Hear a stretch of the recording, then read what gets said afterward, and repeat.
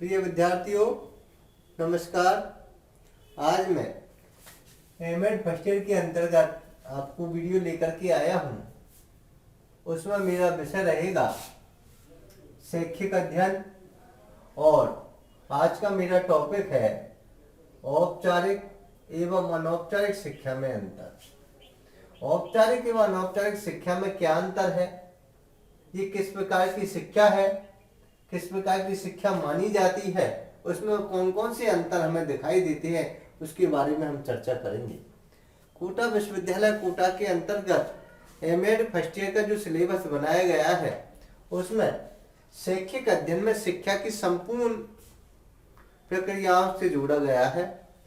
शिक्षा किस प्रकार से प्रदान की जाती है, शिक्षा में कौन कौन से जो शैक्षिक नवाचार है उनके द्वारा बच्चों को किस प्रकार से शिक्षा से जोड़ सकते हैं, एवं औपचारिक शिक्षा एवं अनौपचारिक शिक्षा और निरौपचारिक शिक्षा किस प्रकार इसमें हमें अंतर दिखाई देता है, इन सारी बातों पर हम इस विषय के अंतर्गत चर्चा करेंगे।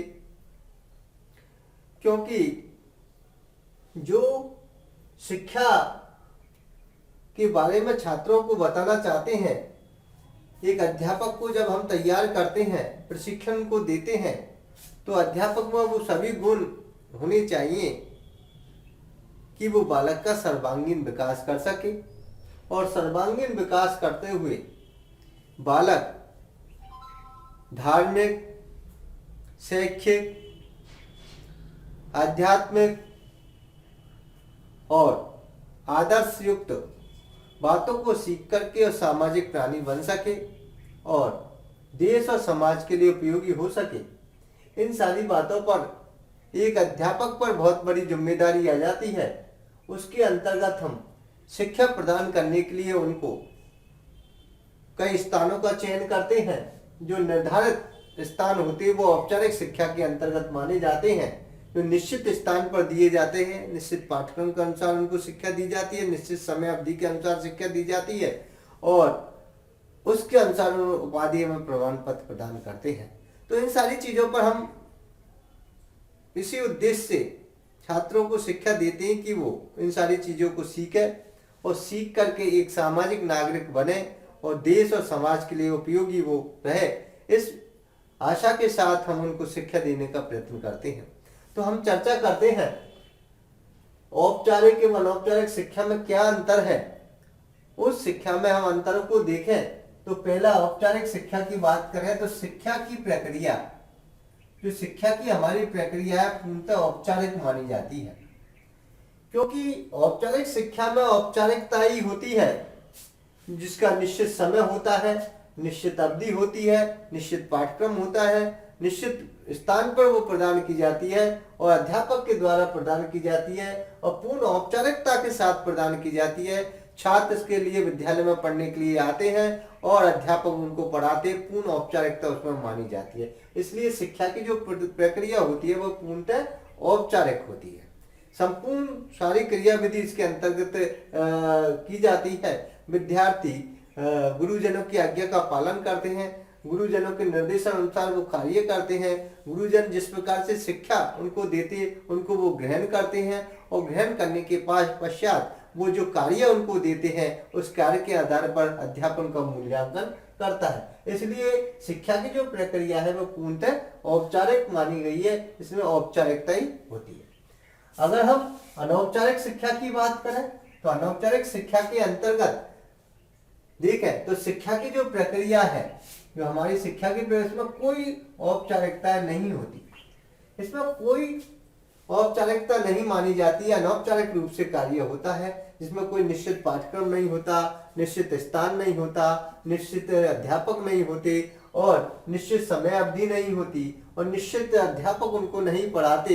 ये सब औपचारिकता इसमें बिल्कुल भी दिखाई नहीं देती। अनौपचारिकता जब भी उनको कोई सुविधा होती है, जैसे वो पढ़ना चाहते हैं, जैसे सीखना चाहते हैं, वो उस प्रक्रिया के अंतर्गत सीख जाते हैं। इसलिए शिक्षा की प्रक्रिया में कोई औपचारिकता नहीं होती, यह अनौपचारिक शिक्षा के अंतर्गत मानी जाती है। इसमें औपचारिक शिक्षा में औपचारिकता होती है और अनौपचारिक शिक्षा में कोई औपचारिकता नहीं मानी जाती है। तो ये एक अंतर इसमें दिखाई देता है। दूसरे अंतर की अगर हम बात करें तो ये शिक्षा नियमों में बंधी हुई होती है। जो ये औपचारिक शिक्षा होती है वो शिक्षा नियमों में बंधी होती है, नियमों के हिसाब से, जो सरकार के आदेश अनुसार, सरकार के नियमों के अनुसार, जो शिक्षा के नियमों के अनुसार हम विद्यार्थी को निश्चित समय में, निश्चित अवधि में, निश्चित पाठ्यक्रम के अनुसार, निश्चित समय में और निश्चित विषय वस्तु के अनुसार हम नियमों में बनकर उनको शिक्षा देती है। जो समय पर आना, विद्यालय समय निर्धारित होता है तो विद्यार्थी समय में विद्यालय आती है और समय पर ही वो छुट्टी की जाती है, जिससे समय पर छुट्टी होनी होती है उस पर ही हम उसमें छुट्टी करते हैं। इसलिए ये शिक्षा कैसी है, नियमों में बंधी होती है। हम सरकार के नियमों से भी चलते हैं, समाज के नियमों को भी मानते हैं, विद्यार्थी और विद्यालय के नियमों को भी मानते हैं। ये सारी चीजें जो भी हमारी जो नियमों की जो श्रृंखला है उसमें ये शिक्षा बंधी हुई थी है, इसके उसके अनुसार ही हम इसमें कार्य करते हैं। तो ये औपचारिक शिक्षा के नाम से जाती है, क्योंकि ये शिक्षा है जो नियमों से बनी हुई होती है। अगर बात करें अनौपचारिक शिक्षा के अंतर की, तो यह जो शिक्षा होती है वो ये आत्म प्रेरणा से प्राप्त होती है। ये नियमों से बंधी नहीं होती, ये आत्म प्रेरणा से प्राप्त होती है। क्योंकि जब हम धीरे धीरे उसको सीखते हैं, अनुभवों से सीखते हैं, हमने जो ललक होती है उससे सीखते हैं, समाज को देख करके हम सीखते हैं, व्यक्ति के अनुभवों को देख करके हम सीखते हैं। तो ये आत्म प्रेरणा से प्राप्त होती है। खुद की आत्म प्रेरणा होगी, व्यक्ति सीख जाएगा। देख करके भी कई बालक सीख जाते हैं, और कोई कार्य कर रहा है हम देख रहे हैं तो वो आत्म प्रेरणा से भी सीखता है। ये नियमों में बंधी नहीं होती। और अनौपचारिक जो शिक्षा है वो नियमों में बंधी नहीं होती, और जो औपचारिक शिक्षा वो नियमों में बंधी हुई होती है। इसलिए ये आत्म प्रेरणा के रूप में प्राप्त होती है। जो अनौपचारिक शिक्षा होती है वो आत्म प्रेरणा से प्राप्त होती है, इसलिए इसको हम जो शिक्षा अनौपचारिक शिक्षा के नाम से जानी जाती है। ये दूसरा अंतर है। तीसरा अंतर यह है विद्यालय में प्रदान की जाती है। जो शिक्षा होती है आपकी अनौपचारिक शिक्षा, जो विद्यालय में प्रदान की जाती है, निश्चित स्थान उनका होता है कहाँ पर ये शिक्षा प्रदान की जाती है। तो विद्यार्थियों को विद्यालय में पढ़ाया जाता है, निश्चित भवन उसका होता है और निश्चित कक्षा कक्ष होती है, उसमें विद्यार्थियों को बैठा करके अध्यापक के द्वारा शिक्षा प्रदान की जाती है। तो ये विद्यालय में जो निश्चित विद्यालय उसमें प्रदान की जाती है। तो ये औपचारिक शिक्षा के अंतर्गत आता है। और अगर हम देखें अनौपचारिक शिक्षा के अंतर्गत, तो अगर हम शिक्षा की बात करें कि ये विद्यालय में प्रदान की जाती है, और ये जो अनौपचारिक शिक्षा है, जो उनका जो विद्यालय होता है वो संपूर्ण जो समाज है या उनके अनुभवशील व्यक्ति है वो होते हैं, उनके अनुसार उनको शिक्षा प्रदान की जाती है, संपूर्ण जीवन के अनुभव से प्राप्त होती है। अगर हम देखें तो इसमें संपूर्ण जीवन के अनुभवों के अनुसार बालक सीखता है, विद्यार्थी सीखता है, क्योंकि उनका पूरा समाज ही विद्यालय माना जाता है। वो जहाँ कहीं भी हो, जहाँ जा रहा है वहां से ही संपूर्ण जीवन के अनुसार अनुभव जैसे जैसे वो प्राप्त करता जाता है, जैसे जैसे परिस्थिति उसके सामने आती जाती है और वो सीखता हुआ चला जाता है, तो वो संपूर्ण समाज या संपूर्ण जगह उनकी जो विद्यालय के नाम से जानी जाती है। इसलिए संपूर्ण जीवन के अनुभव से भी हम शिक्षा प्राप्त कर लेते हैं। तो ये जो अनौपचारिक शिक्षा के अंतर्गत ये अंतर भी हमें दिखाई देता है। अगर बात करें औपचारिक शिक्षा की, तो निश्चित समय अवधि इसकी होती है। अगर हम औपचारिक शिक्षा किसी को प्रदान कर रहे हैं, बालक को प्रदान कर रहे हैं, तो निश्चित समय अवधि इसकी होती है। निश्चित जो समय का निर्धारण इसमें किया जाता है और समय अवधि के अनुसार ही हम उसका पूरे पाठ्यक्रम को, विषय वस्तु को और समय अवधि के अनुसार उसको उपाधि हम प्रदान करने या प्रमाण पत्र प्रदान करने का कार्य करते हैं। तो इसकी निश्चित अवधि होती है, उसके अनुसार ही हम कार्य करते हैं। तो ये औपचारिक शिक्षा के अंतर्गत जो विद्यार्थी विद्यालय में पढ़ने के लिए आते हैं या औपचारिकता के अनुसार जो शिक्षा प्राप्त कर रहे हैं या नियमों में बनकर जो शिक्षा प्राप्त कर रहे हैं, तो निश्चित स्थान पर शिक्षा प्रदान कर रहे हैं, ज्ञान ग्रहण कर रहे हैं, जो अध्यापक द्वारा निश्चित स्थान पर शिक्षा प्रदान की जा रही है और विद्यार्थी निश्चित स्थान पर रह करके समय अवधि के अनुसार शिक्षा प्राप्त कर रहे हैं, वो औपचारिक शिक्षा के नाम से जानी जाती है। इसलिए इसका निर्धारण समय अवधि निश्चित होती है और निश्चित समय अवधि के अनुसार ही हम उनको ज्ञान प्रदान करते हैं, उनको शिक्षा प्रदान करते हैं, उनको उपाधि देते हैं और प्रमाण पत्र देते हैं और वो ठीक प्रकार नियमों के अनुसार चल करके अपनी शिक्षा पूर्ण करते हैं। तो निश्चित समय अवधि भी इसकी मानी जाती है। ये औपचारिक शिक्षा के नाम से जानी जाती है। अगर हम इसके अंतर की बात करें, अनौपचारिक शिक्षा के अंतर की बात करें, तो इसकी समय अवधि कोई निश्चित नहीं होती। इसकी कोई निश्चित समय अवधि नहीं होती। अनौपचारिक शिक्षा में कोई निश्चित समय अवधि नहीं होती। जब छात्रों को या विद्यार्थी को या व्यक्ति को आवश्यक के अनुसार समय है, उसके अनुसार वो प्राप्त कर सकता है। इसलिए इसकी निश्चित समय अवधि नहीं होती कि वो कब इसको प्राप्त कर रहा है या कितने दिनों में उसको प्रमाण पत्र मिलेगा या कितने वर्ष में उसको प्रमाण पत्र मिलेगा। ये समय अवधि उसकी कोई निश्चित नहीं होगी। वो जब चाहे अपनी सुविधा के अनुसार इसको प्राप्त कर सकता है। तो ये अनौपचारिक शिक्षा के अंतर्गत अंतर हमें दिखाई देता है। इसकी कोई समय अवधि निश्चित नहीं होती। औपचारिक शिक्षा की अगर हम बात करें अंतर की, तो कुशल एवं प्रशिक्षित अध्यापकों द्वारा प्रदान की जाती है। जो शिक्षा होती है हमारी औपचारिक शिक्षा है, वो कुशल एवं प्रशिक्षित अध्यापक, जो हमारे अच्छे जो ज्ञानवान अध्यापक होते हैं, विद्वान जो अध्यापक होते हैं, प्रशिक्षित जो अध्यापक होते हैं, उनके द्वारा जो कुशलता के अनुसार विद्यार्थियों को ज्ञान प्रदान किया जाता है, जो औपचारिक शिक्षा के अंतर्गत मानी जाती है।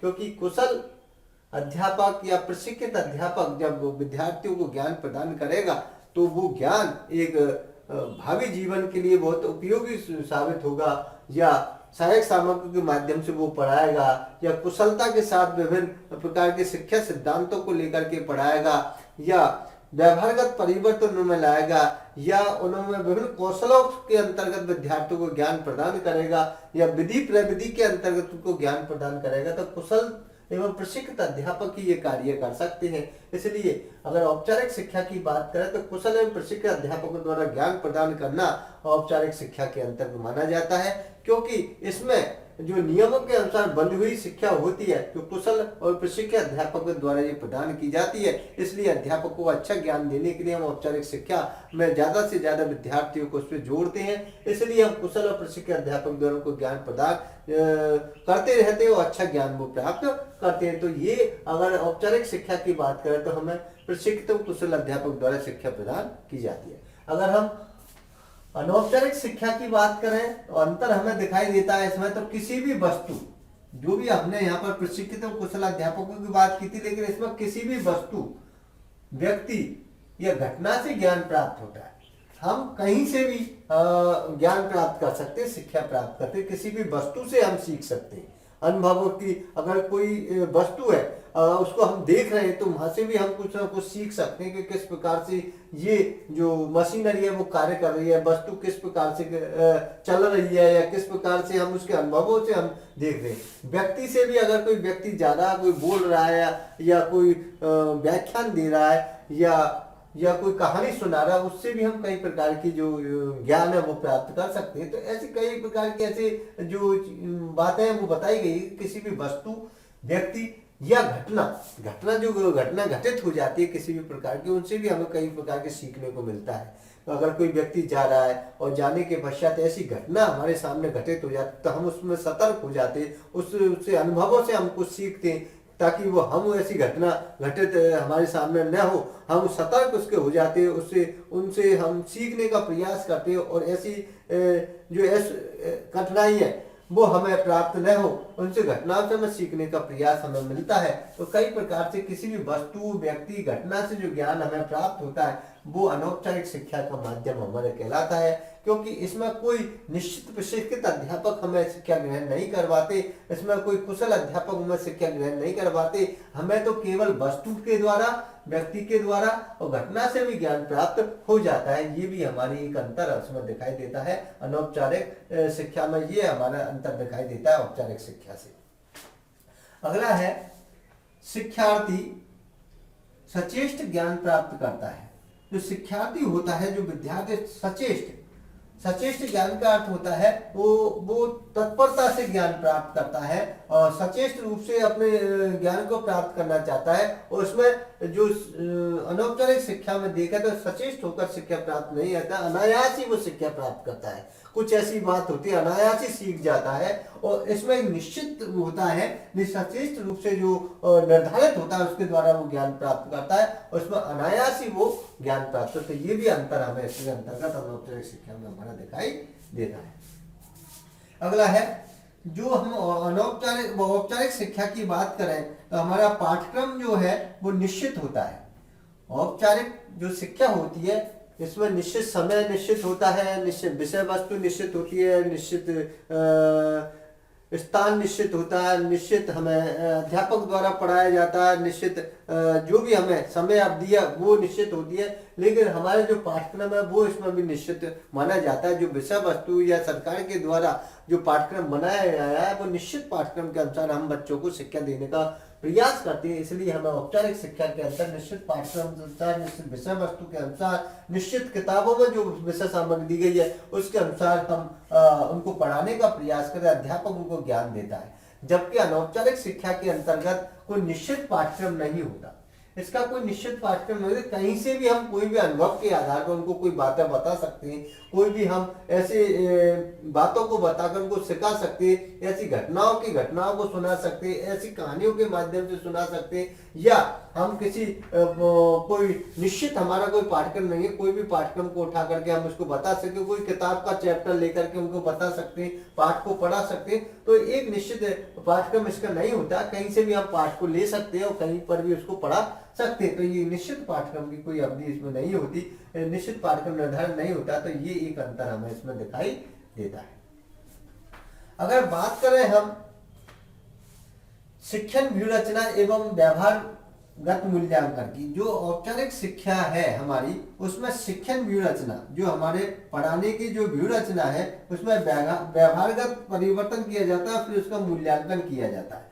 अगर हमारी जो पढ़ाने का जो शिक्षण की व्यूहरचना होती है, हम जो ज्ञान उनको प्रदान करते हैं, बालकों को जो ज्ञान दे रहे हैं उसमें कितना व्यवहारगत परिवर्तन इसके द्वारा किया जा रहा है और हम किस प्रकार से इसका मूल्यांकन करते हैं, जो औपचारिक शिक्षा के अंतर्गत बालकों का मूल्यांकन किया जा रहा है। हम जब उनको ज्ञान प्रदान करते हैं तो उसको परीक्षा प्रणाली उसकी ली जाती है, परीक्षा ली जाती है और मूल्यांकन उसके अनुसार हम करते हैं। परीक्षा का माध्यम कोई भी हो सकता है जिससे हम बालकों का मूल्यांकन कर सकते हैं, जिससे हमें पता चल जाता है जो हमने ज्ञान प्रदान किया है, जो उनको ज्ञान शिक्षा प्रदान किया है वो उसमें कितना खरा उतरा है, कितना हमने ज्ञान ग्रहण किया है, उसका उस चीजों के अनुसार उसमें व्यवहारगत परिवर्तन कितना आया, उसका मूल्यांकन किस प्रकार से हम कर सकते हैं। तो ये सब औपचारिक शिक्षा के अंतर्गत माना जाता है। औपचारिक शिक्षा में बालकों का, विद्यार्थियों का, शिक्षार्थियों का, व्यक्ति का मूल्यांकन इसमें किया जाता है। शिक्षण व्यूहरचना जो हमने पढ़ाई है, शिक्षण व्यूहरचना के अनुसार हमने ज्ञान दिया है और हमने कई बातें उनको बताई, उसके अनुसार हम विद्यार्थियों का इसके अंतर्गत मूल्यांकन करते हैं। जबकि अनौपचारिक शिक्षा के अंतर्गत हम देखें तो इसमें व्यूहरचना नहीं होती, कोई भी व्यूहरचना नहीं होती, व्यवहार का मापन करना कठिन हो जाता है। जो भी हम इसको शिक्षा दे रहे हैं, जो भी हमको व्यूहरचना के अनुसार हमें शिक्षा प्रदान कर रही है अनौपचारिक शिक्षा के अंतर्गत, उसका कोई भी ऐसा हमें मापन का कोई ऐसा माध्यम हम नहीं रखते, केवल इसका मापन करना हमारे कठिन हो जाता है कि ना अपेक्षित परिवर्तन इसमें हुआ या नहीं, व्यवहारगत परिवर्तन, या हम किस प्रकार से मूल्यांकन करें, क्योंकि निश्चित कोई हमारा ऐसा कोई निश्चित पाठ्यक्रम नहीं होता, निश्चित विषय वस्तु नहीं होती, निश्चित समय अवधि नहीं होती, निश्चित हमारा स्थान नहीं होता जहां हम उसका मूल्यांकन कर सके, निश्चित कोई परीक्षा उनकी संपन्न नहीं की जा सकती जिससे हम उसका मापन एवं मूल्यांकन कर सके। इसलिए ये भी अंतर हमें इसमें दिखाई देता है। व्यूहरचना नहीं करना एवं व्यवहार का मापन कठिन इसमें हो जाता है, ये भी हमें अंतर दिखाई देता है। अगर हम औपचारिक शिक्षा के अंतर की बात करें तो औपचारिक शिक्षा के अंतर्गत हम देखें तो कई प्रकार की बातें आती है कि औपचारिक शिक्षा के अंतर्गत विद्यार्थियों को, शिक्षार्थियों को उपाधि प्रमाण पत्र प्रदान किया जाता है। जो भी औपचारिक शिक्षाएं हम विद्यार्थी को बता रहे हैं, पढ़ा रहे हैं, शिक्षा दे रहे हैं, उसके अंतर्गत विद्यार्थियों को उपाधि दी जाती है, डिग्री दी जाती है, प्रमाण पत्र दिए जाते हैं, सर्टिफिकेट दिए जाते हैं, या जो भी माध्यम उसका होता है जिससे हम बता सकते हैं कि अमुक विद्यार्थी ने ये हमारे द्वारा शिक्षा प्रदान की है, इस कक्षा में की है, निश्चित समय अवधि में की है और निश्चित पाठ्यक्रम पढ़ करके की है। जिस पाठ्यक्रम में विद्यार्थी प्रवेश लेता है उस पाठ्यक्रम के अंतर्गत वो हम उसके अंतर्गत डिग्री उसको प्रदान करते हैं, प्रमाण पत्र उसको प्रदान करते हैं। तो ये औपचारिक शिक्षा के अंतर्गत माना जाता है। ये नियमों से बंधा हुआ होता है, नियमों के अनुसार हम देते हैं, नियमों के अनुसार उसको प्रमाण पत्र देते हैं, नियत समय अवधि के अनुसार देते हैं, कितने वर्ष का वो कोर्स है उसके अनुसार संपूर्ण करके उस प्रमाण पत्र को हम देते हैं। तो ये जो उपाधि है एवं प्रमाण पत्र इस पर प्रदान किया जाता है। जबकि अनौपचारिक शिक्षा में अगर हम बात करें तो अनौपचारिक शिक्षा के अंतर्गत इसमें प्रमाण पत्र देना कठिन हो जाता है। इसमें कोई प्रमाण पत्र नहीं दिया जाता, क्योंकि इसमें निश्चित कोई स्थान नहीं होता, निश्चित समय नहीं होता, निश्चित अवधि नहीं होती, निश्चित स्कोर से इसकी सीमा नहीं होती, निश्चित कोई ऐसा कार्य नहीं होता जिससे हम प्रमाण पत्र देना उनको वाजिब समझे। इसमें कोई प्रमाण पत्र देना हमें कठिन हो जाता है कि कितने दिन वो आया है, कितने दिन उसने ग्रहण किया है, क्या उसमें अपेक्षित परिवर्तन, व्यवहारगत परिवर्तन हुआ है नहीं, क्या ये अनायास किस प्रकार से वो सीखा है, क्या इसमें व्यक्ति घटना के अनुभवों के अनुसार वो किस प्रकार से सीखा है। इन सारी बातों को लेकर के हम इसमें देते हैं तो कई बातें हमारी आती है, इसमें कोई प्रमाण पत्र देना हमारा कठिन हो जाता है। तो ये भी एक अंतर हमें इसमें दिखाई देता है।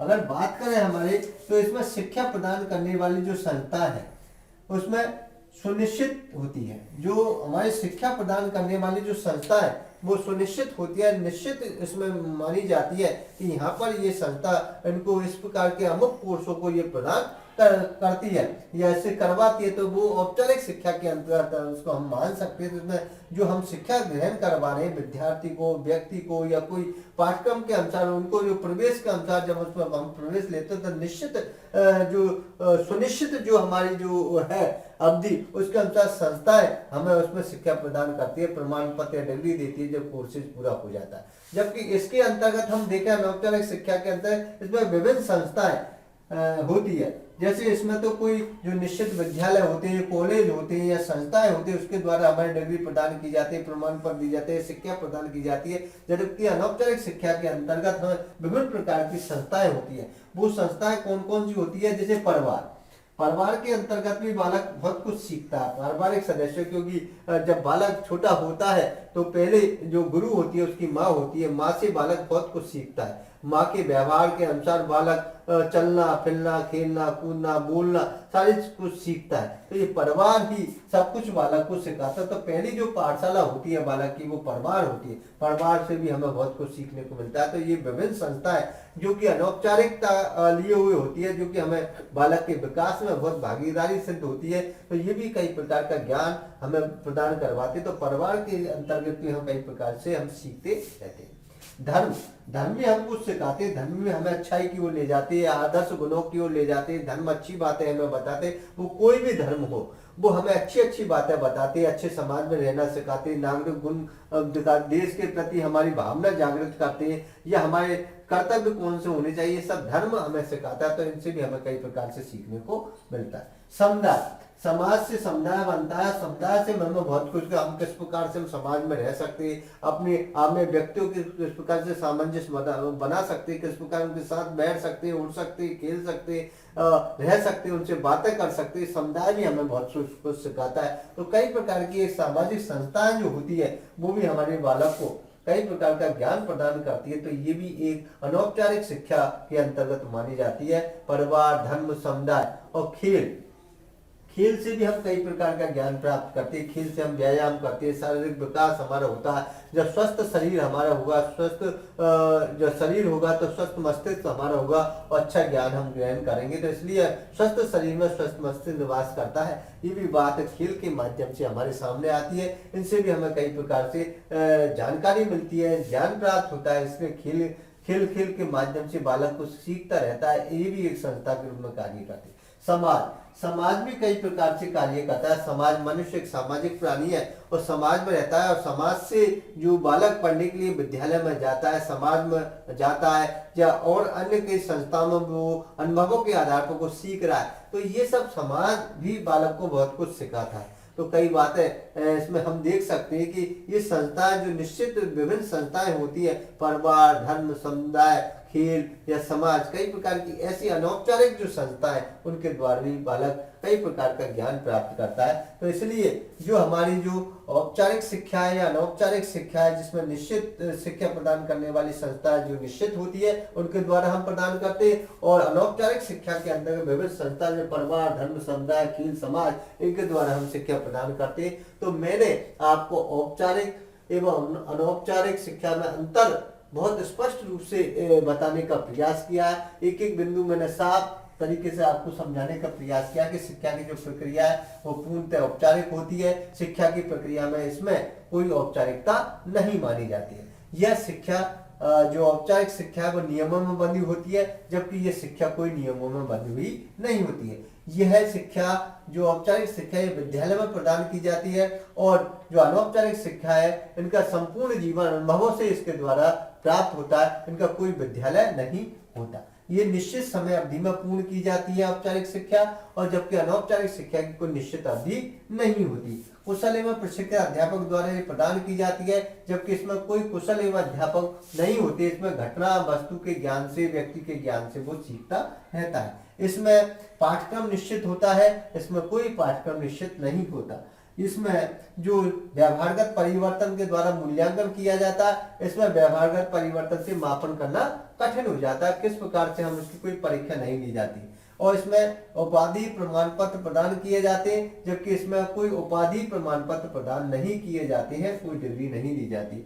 इसमें शिक्षा प्रदान करने वाली संस्था जो सुनिश्चित होती है, निश्चित होती है, जबकि इसमें जो विभिन्न संस्था, सामाजिक संस्था होती है, परिवार, धर्म, समुदाय, खेल, ये सारी संस्थाएं होती है। मैंने बहुत स्पष्ट रूप से समझाने का प्रयास किया है। आशा नहीं, पूर्ण विश्वास है आपकी ये समझ में आएगा। जय हिंद, जय भारत, नमस्कार, धन्यवाद।